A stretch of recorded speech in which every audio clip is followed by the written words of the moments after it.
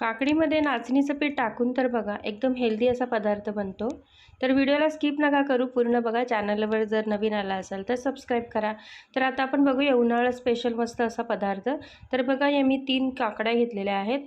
या 3 काकड्या मस्त असे सोलून आपण ह्याची वरची जी साल आहे ते सगळं आपण काढून घेणार आहे। या पद्धतीने आपण सगळ्या काकड्या अशा मस्तपैकी सोलून घेणार आहेत बघा। सगळी साल ह्याची काढून घ्यायची आहे आणि काकडी कडू आहे का ते पण आपण बघणार आहोत। तर कधी-कधी काकडी बघा कडू असते, तर त्याच्यासाठी आपण काकडी अशी वरतून थोडंसं त्याचा हिस्सा असा वरचा भाग आहे तो कापायचा आणि हा खाऊन बघायचा की काकडी कडू आहे का। जर कडू असेल तर ती काकडी वापरू नका।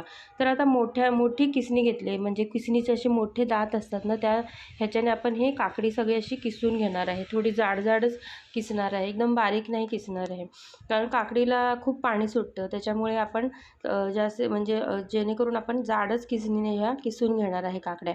तर बघा सगळ्या काकड्या मी या पद्धतीने अशा सगळ्या अशा किसून घेते मस्तपैकी। चांगलं असं जाड किस आपण काढून घेणार आहोत ह्या प्रकारे। तर या पद्धतीने आपण सगळी काकडी किसून घेतलेली आहे बघा। पूर्ण 3 काकड्या मी किसून घेतलेल्या आहेत। आता या सगळ्या काकड्या किसून झाल्यानंतर आपल्याला ह्याच्यामध्ये ना आता एक वाटण बनवून घ्यायचं आहे। आणि ही काकडी मी पिळून वगैरे घेणार नाही आहे, ह्याच्यातलं पाणी आपल्याला काढायचं नाही आहे। तर बघा आता मस्त आपण वाटण बनवून घेणार आहे। तर मी थोडीशी कोथिंबीर घेतलेली आहे, 3 ते 4 मी या मोठ्या अशा लवंगी मिरच्या घेतलेल्या आहेत, 4 ते 5 लसणाच्या पाकळ्या आणि 1 चमचा असं जिरं घेतलेलं आहे। आता ह्याची आपण कोरडीच पेस्ट बनवून घेणार आहे। तर बघा पेस्ट बनवून घेतलेली आहे, ते आता मी किसलेल्या काकडीवर ही पेस्ट टाकणार आहे। आता ही सगळी पेस्ट आपण टाकून घेणार आहे ह्याच्यामध्ये आणि मस्त असं उन्हाळा स्पेशल हेल्दी पदार्थ आपण बनवून घेत आहोत। तर तुम्ही नक्की ट्राय करा। आता बघा मी एक मोठी वाटी असं हे नाचणीचं पीठ घेतलेलं आहे। 1 वाटी नाचणीचं पीठ, नंतर मी 1 वाटी ज्वारीचं हे पीठ घेतलेलं आहे। तर बघा 1 वाटी नाचणीचं पीठ, 1 वाटी ज्वारीचं पीठ आणि हे गव्हाचं पीठ घेतलेलं आहे। तर असे 3 प्रकारचे आपण वेगवेगळे पीठं घेतलेले आहेत। आता हे सगळं आपण पीठ मळून घेणार आहोत। तर हे पीठ मळताना आपल्याला पाण्याचा उपयोग बिलकुल करायचा नाही आहे, कारण काकडीला स्वतःचंच पाणी सुटतं आहे। त्याच्यामुळे आपल्याला हे पीठ मळताना आपण बिलकुल ह्याच्यामध्ये पाणीचा वापर करणार नाही आहे। तर ह्याच्यामध्ये बघा अर्धा चमचा मी थोडीशी हळद टाकणार आहे, चवीनुसार मीठ टाकणार आहे आणि आपण लसूण मिरचीचं वगैरे पेस्ट बनवलेली आहे ती पण आपण टाकून घेतलेली आहे। आता हे मस्तपैकी असं मळून घेणार आहोत आपण। छान असं मळून घ्यायचं आहे। काकडीला बघा स्वतःचंच पाणी सुटतं, त्याच्यामुळे पाण्याची शक्यता लागत नाही। जर तुम्हाला वाटलं की जास्त घट्ट झालेलं आहे तर थोडंसं असं शिंपडायचं पाणी, पण जास्त पाणी वापरू नका, नाही तर तुमचं पीठ आहे ना ते पातळ होऊ शकतं।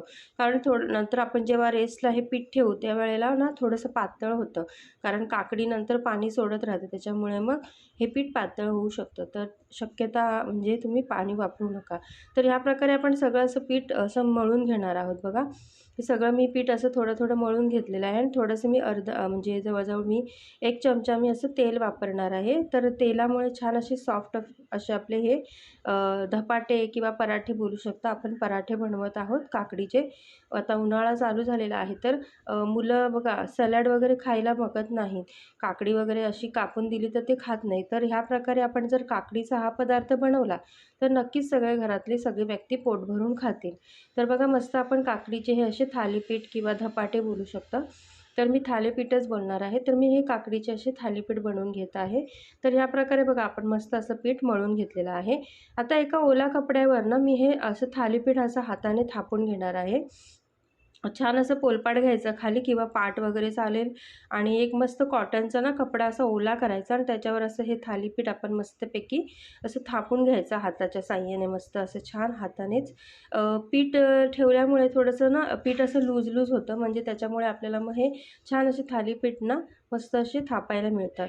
आणि थोडं वरतून आपण मस्त अशी तीळ पण टाकणार आहेत, त्या तिळाने खूप छान दिसतो पराठा आणि खायलाही खूप छान लागतो, पराठा म्हणा किंवा थालीपीठ म्हणा। तर बघा छान असे हे आपण होल बनवून घेणार आहे, म्हणजे जेव्हा आपण थालीपीठ हे तव्यावर भाजायला टाकू त्यावेळेला आपण ह्याच्यामधून मस्त असं तेल सोडायचं।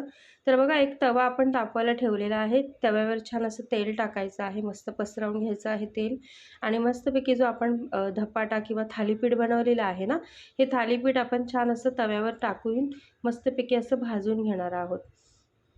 तर बघा दोन्ही साईडने आपण मस्त हे असं कापडासहित आपण तव्यावर टाकायचं आणि अलगद असा कपडा हा काढून घ्यायचा। तर बघा मस्त असं थालीपीठ आपण भाजून घेत आहोत। तर ते आपण जे होल केलेले आहेत ना, त्या होलामधून आपण तेल सोडू शकतो, म्हणजे जे आपले थालीपीठ आहे ते मस्तपैकी सगळ्या साईडनी मस्त असे भाजून निघतात।